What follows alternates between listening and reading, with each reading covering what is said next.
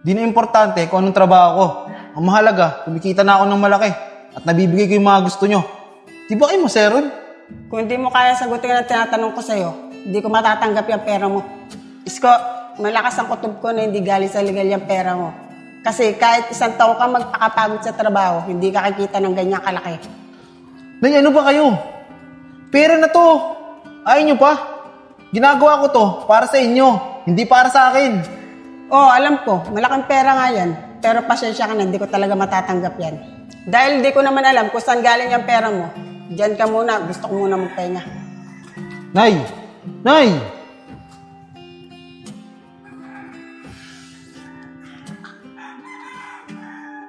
Sep, ang bilis ng araw, ano? Sa susunod na linggo, pasok ka na naman. Kaya nga eh. Siya nga pala, Sep. Nakabili ka na ba ng gamit na yan, Chong? Oo, Nad, nakabili na ako. Kaso, bagat mga notebook pa lang. Yung uniform na yun, Chong, hindi pa ako nakakabili. Baka kasi kulangan yung budget namin pag binili ko ng sabay-sabay. Eh, ikaw ba, Nad? Nabilang mo na ba si Vince? Oo, pre. Nakabili na ako. Buti nga, kahit papano, nag-abot sa akin si Kevin eh. Kaya yun, nakompleto ko yung mga dapat bilhin kay Vince.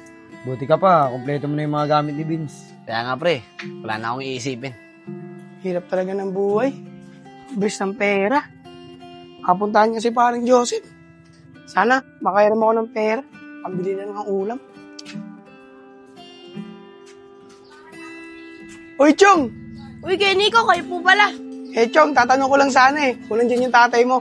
Nandiyan ba siya? Kuya Nico, wala dito si tatay.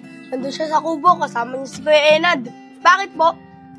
Wala, Chong. Sige, Chong, pupunta ko na lang yung tatay mo sa kubo. Salamat, ah. Sige po, Kuya Nico.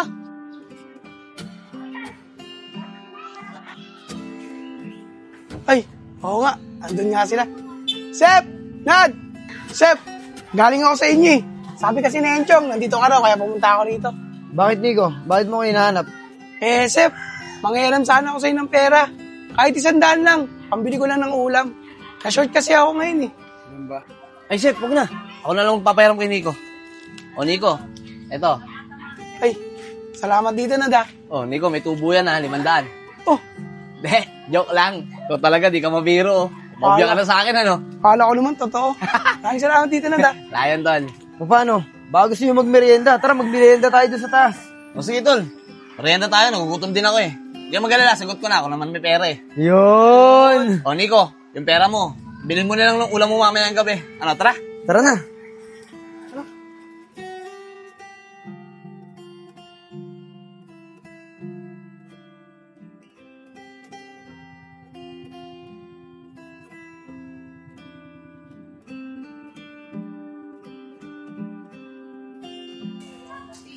Si Nico.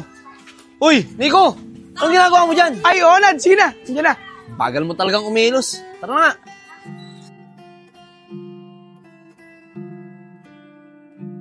Sarap talaga kumain dito, no, tol? Kaya nga, Nad eh. Maraming salamat ah.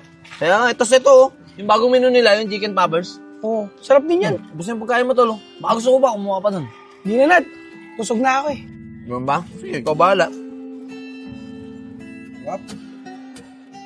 O mga tol, okay na. Nabayaran ko na. Ano, tara? Uwi na ba tayo? Oo, tara na. Sige, tara. Nad, maraming salamat sa libre ah. Wala yan, tol.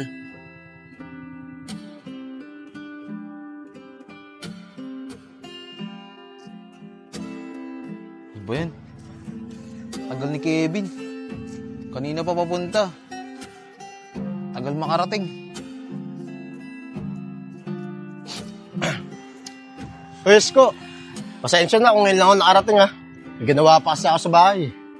Siya nga pala, bakit mo ako pinapunta? Eh, Kevin, nahiya na kasi ako sa mga kaibigan ko eh.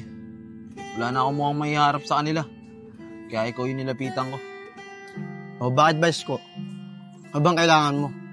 Ba may tulong ako sa'yo. Kasi Kevin, kahapon, binigyan ko ng pera si nanay. Hindi niya tinanggap. Pati binilang ko siya ng pagkain. Hindi niya kinain. Akala ko, Kevin, magiging masaya na kami pag marami na kaming pera. Hindi naman pala. Isko, yun din lang akala ko dati, nung hindi pa ako nakukulong. Pero nung nakulong ako, doon ko na-realize na mali pala ako. Hindi lang pala pera, mahalaga sa buhay natin. Oo nga, Kevin. Tama ka dyan. Napag-isip-isip ko na tama pala yung sinabi sa kanila, Enad. Gusto kong humingi ng tawad sa kanila. Kaso nahihiya ako eh. Ano ka ba naman, Isko? Ba't ka naman mahihiya? Mga kaibigan mo sila. Sigurado naman ako na maintindihan ka nila. Kaya tara, puntahan na sila. May ka na ng tawad sa kanila. Tara, Kevin. Tara. Ay, siyempre ah. Galing mo gumagawa ng ganito eh, no? Kaya nga eh. Palibro pa yun, Ito po. Parang Uy, parehas Nad. lang eh. Si Isko yun, tsaka si Kevin ah. Oo nga no. Uy, mga tol. Kamusta? Oh, Kevin.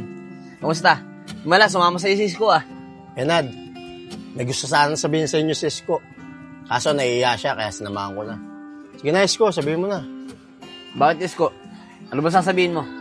Sige na, sabihin mo na. Huwag ka na mahiya sa amin. Nad, gusto ko sana humingi sa inyo ng pasensya eh. Napag-isip-isip ko, tama pala yung mga sinabi nyo. Dapat pala, hindi na ako pumasok sa ganung trabaho. At dapat pala, noon pa lang nainig na ako sa inyo. Mga tol, sana mapatawad nyo ako. Alam mo, Isko, hindi naman kami nagalit sa'yo eh. Tsaka yung mga sinabi namin noon, hindi para sa amin yun. Dahil lahat ng yun, para sa'yo rin. Tsaka, sino ba naman kami para magtanim ng galit, di ba? Eh, magkakaibigan tayo eh. Huwag mo na isipin yun. Pero sana, magbago ka na rin talaga. Katulad ng ginawa ni Kevin. Mga tol, maraming salamat ah. Sa kabila ng lahat ng masamang mga nasabi ko sa inyo, nagawa niyo pa rin akong patawarin. Isa kayong tunay na kaibigan para sa akin. Wala, Isko. Ikaw pa ba? Salamat, Nad. Yan. Chong, push mo na, bilisan mo na. Mga bata, saan ba dito yung bahay ni Enad? Uy, tatay mo daw. Ay, tatay ko po yun. Bakit po? Kailangan ko kasi siyang makausap eh. Na importante lang akong sasabihin. Sige, Vince, ako na bahalang tumawag sa tatay mo. Siya nga po pala, ano po ba ang pangalan niyo para masabi ko kay Kuya Enad? Jex nga pala. Ay sige po, una na po ako ha. Sige, sige. Kuya Enad! Kuya Enad! O, Chong, bakit? Kuya Enad, may naghahanap po daw sa inyo. Jex daw po ang pangalan. Ano, Chong? Si Jex. Mga tol, nandyan daw si Jex. Tara, samahan niyo ako, puntahan natin. Chong, nasan daw si Jex? Nandun po sa tapat ng bahay namin, kasama si Vince. Salamat, Chong, ha. Mga tol, tara. Kuya Jex, sandali lang po ah. Parating na rin po yung Senchong, kasama po sila tatay. Sige, Vince. Walang problema. Willing naman ako maghintay eh. Sige po. Oh, ayun na po pala sila Kuya Jex eh. Kung ano. Jex, pasensya na sa pag-aantay, ha. Ano balita? Nad, magandang balita. Nai-deposit na sa bangko ko lahat ng perang nawala sa atin. At makukuha mo na rin yung pera mo. Talaga, Jex? Jex, maraming salamat. Nad, mayaman ka na ulit. Magiging maayos na ulit yung buhay nyo. Kaya nga, tol, eh. Maraming salamat dito kay Jex. Di talaga ako nagkamali ng pinagkatiwalaan. Tsaka siya nga pala, mga tol. Kung gaganda man ang buhay ko, siyempre, eh, hindi naman ako papayag na ako lang, di ba? Dahil gusto ko, kasama kayo. Kasi, nung mga oras na naghihirap ako, nandiyan kayo para sa akin. Mga tol, gagawin ko rin ang lahat para maging maayos din ang mga buhay nyo kasama ko. Maraming salamat, Nad. Natutuwa kami dahil ganyan ang plano mo para sa amin. Wala yun, mga tol. Masaya ako para doon. Maraming salamat, Nad. Wala yun! Mayaman na ako!